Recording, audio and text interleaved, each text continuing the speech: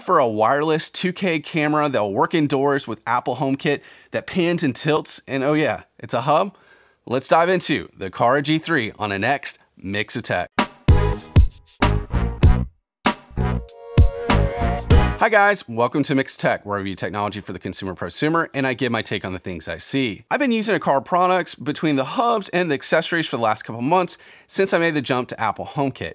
Find them reliable and affordable based upon the competition, and if you're looking for something that's more affordable to fit into your Apple HomeKit, Aqara can be a good option for you. Aqara accessories are more affordable than other Apple HomeKit accessories out there, but it does require a hub. So if you're looking for something that's not a 2K camera and a hub, you may want to look at the E1, which I've done a review of down below, and I'll make sure that the link is there so that you can check it out. Before we jump into the G3, I want to say that I purchased this with my own money and plan to do a review based upon my experience with this device. Okay, let's dive into the Aqara G3. This hub is packed with technology, and I was able to get this under $100. I do know that it's backordered right now, which means that you may not be able to get it for the holidays, and I'm sorry for that, but hopefully you will be able to get this soon. In the box comes with this camera, cat ears, which you can take off from a cover standpoint, a USB-C to USB-A cord with a power adapter. This hub and camera work with most of the assistants out there, from your Amazon to your Google, and what I'm going to speak to most today around Apple HomeKit. This camera can do 2K video, but if you're like me, you're going to put this to Apple HomeKit Secure video, and with that, you're going to bring down the resolution to 1080p. Also keep in mind that you have to have the right iCloud storage plan to be able to connect this and use the recording. So depending upon your plan, which I'll link below, you may be able to have 1 camera or 5 cameras based upon the cost. In my situation, I've got Apple One package, so I can do 5. This camera comes with a 110-degree wide-angle lens and can pan and tilt and rotate 360 degrees, so you can do a lot with this camera if you put it in the right room. This camera is powered by USB-C and it can connect to 2.4 gigahertz and 5 gigahertz networks, which offers you a lot of options and more reliability if you can do 5 gigahertz. Some other cool features is that this has AI, so it can detect faces and be able to build some automation based upon that. It also has motion gestures, which I don't personally use, but I could see as a nice advantage if you use it right.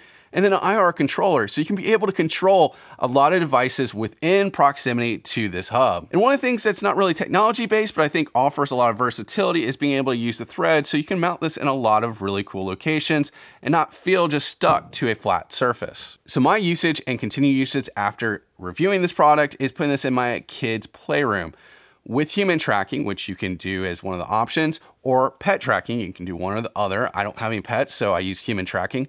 This will be able to follow my kids in the playroom. So as they're going to color or if they're going to play with toys, it'll be able to isolate where they're at so that I can watch what's going on and find out if something happened that should have. And if you're a parent, you understand what I mean. Previously in my playroom, I had the Eufy Indoor 2K Pan and Tilt, which if you're just looking for an indoor camera is a good option for you. So let's talk about what I like about the Aqara G3. The first thing is hardware privacy. So you're able to roll in the camera so it physically can't actually see anything. And that's one of the things that you can do through the app by hitting privacy, but you also have to go in Apple HomeKit Secure if you're using it and turn the stream off.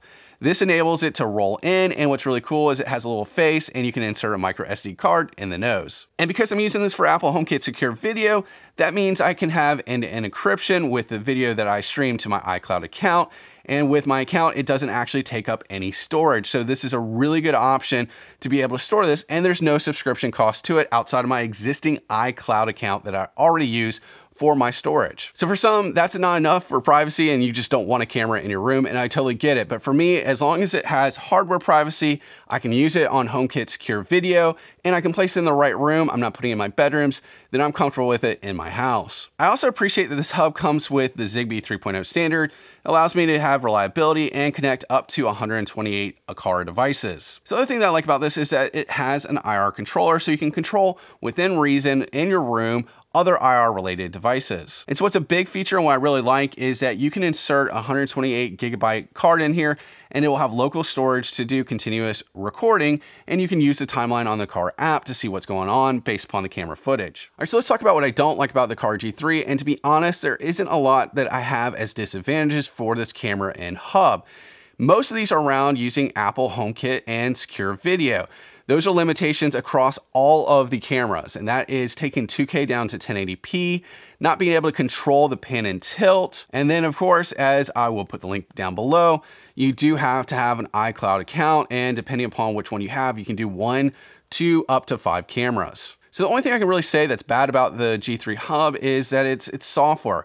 So when you are using the timeline, which allows you to use local storage based upon your micro SD card, it's just not as easy to scrub. It does have events from other sensors that are included with the hub, but from my experience, I just didn't find the timeline as intuitive as it should be. So what are your thoughts? Do you want this because it's packed with technology, or are you tired of hubs in general? Let's keep the conversation below and comment below. Well, that wraps up this video, and I hope you've liked it. And if you have, make sure to hit the like button. If you haven't done so already, make sure to subscribe to this channel for more great content like this. Thanks for joining A Mix of Tech.